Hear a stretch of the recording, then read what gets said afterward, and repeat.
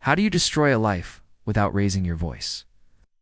I learned how at 2:17 in the morning, bathed in the cold blue light of my wife's phone screen.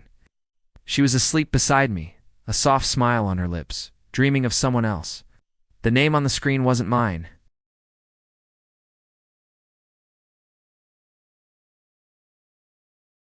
The question wasn't for her, it was for me, and in that silent, shattering moment, I knew my life was over.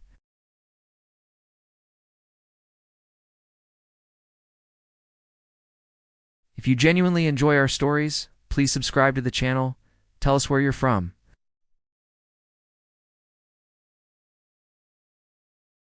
For 10 years, Sarah was my entire world. We built a life in Chicago, in a brownstone near Lincoln Park we could barely afford. We filled it with laughter, dreams, and the scent of the Sunday dinners she used to love making. I worked 60-hour weeks at a downtown finance firm to give her everything.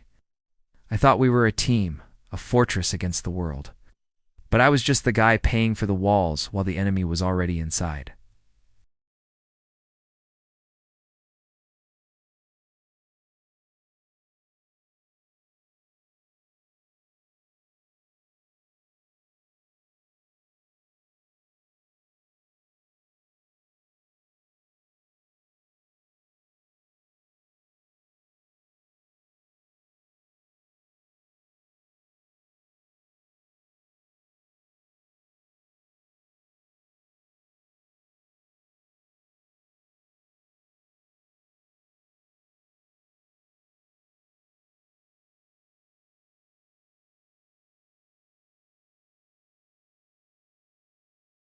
It came from a crumpled receipt I found in the pocket of her coat I had just picked up from the dry cleaners.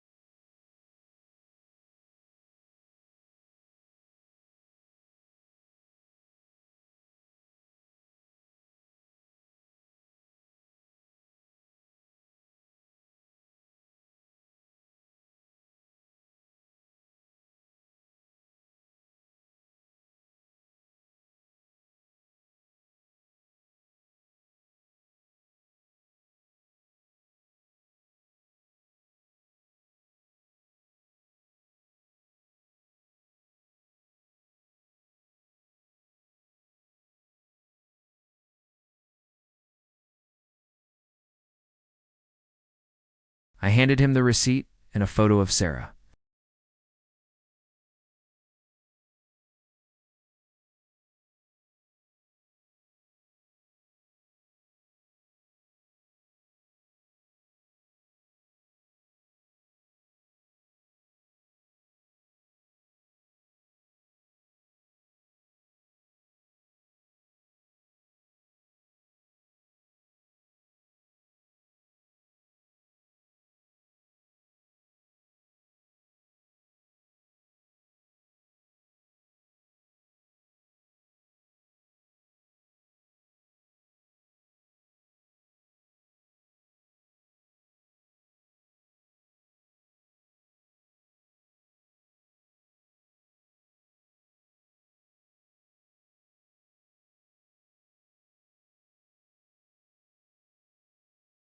Every smile I faked, every I love you I forced out, was a piece of the trap I was building.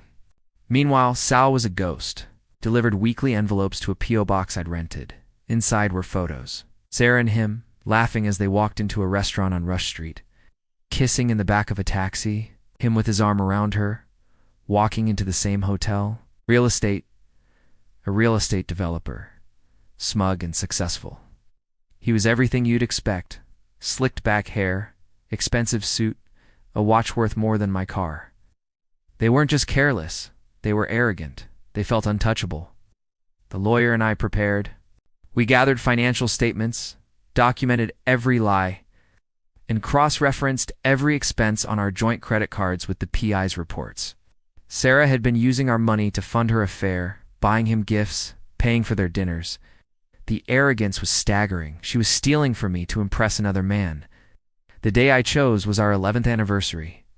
I booked a table at our favorite restaurant, the one where I proposed. All day. She was sweet, attentive. She thought I was trying to reconnect. She wore a new dress, a beautiful but expensive one I knew our joint account had paid for. She looked stunning. It almost made me hesitate.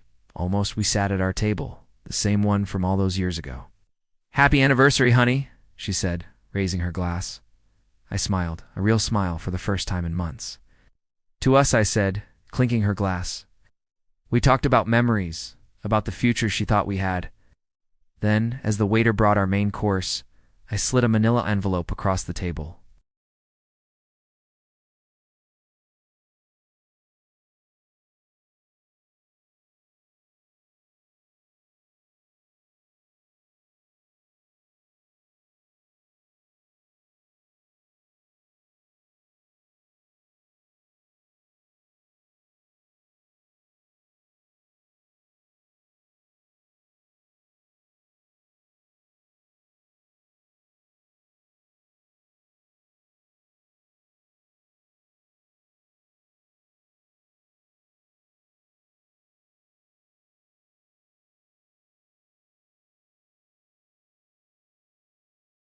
I watched the mask of the perfect wife crumble, revealing the terrified, selfish person underneath. She started to cry, to stammer out excuses. "It's not what you think. Save it," I interrupted. I placed another thicker envelope on the table. "These are divorce papers. My lawyer will be in touch with yours. Our joint accounts have been frozen. You've been removed from my company's health insurance.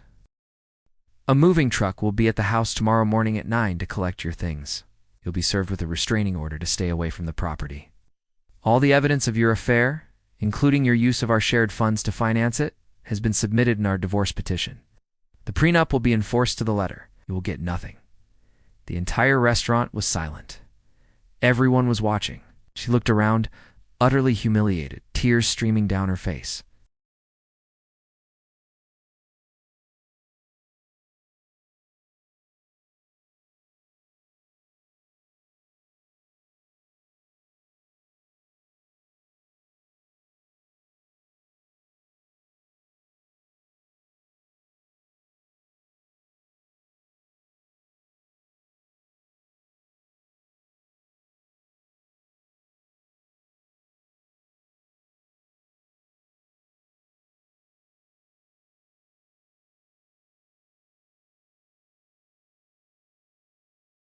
I moved through the bustling Chicago streets, just another face in the crowd.